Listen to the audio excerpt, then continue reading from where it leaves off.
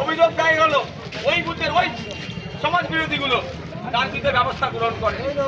আজকে যারা আমাদের কর্মীদের উপরে হামলা চালালো, আমাদের কর্মীদের আমাদের পোস্টার টোস্টারগুলো ছিঁড়ে দিচ্ছিল,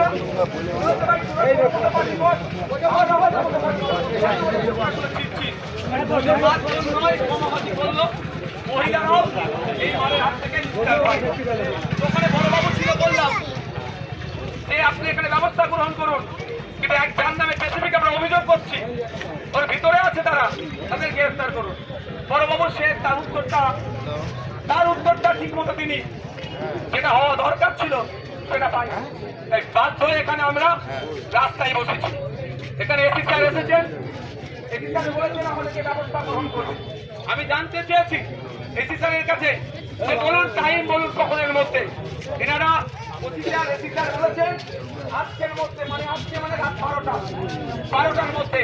আজকে আমরা উইদাউট প্রিপারেশনে আজকে আমরা রাস্তায় বসেছি।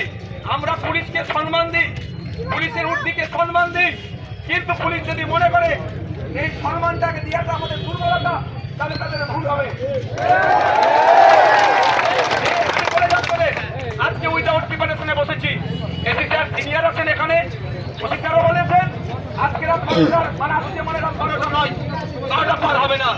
যদি দেখি এর ব্যবস্থা গ্রহণ করেছে ভালো কথা, আর নাহলে কালকে পুরো প্রিপারেশন নিয়ে বাসন্তী হাইওয়ের উপরে আবার যাবে। আজকে আমার প্রচার ছিল, সেখানে ছেড়ে আমাকে এখানে আসতে বাধ্য হলো।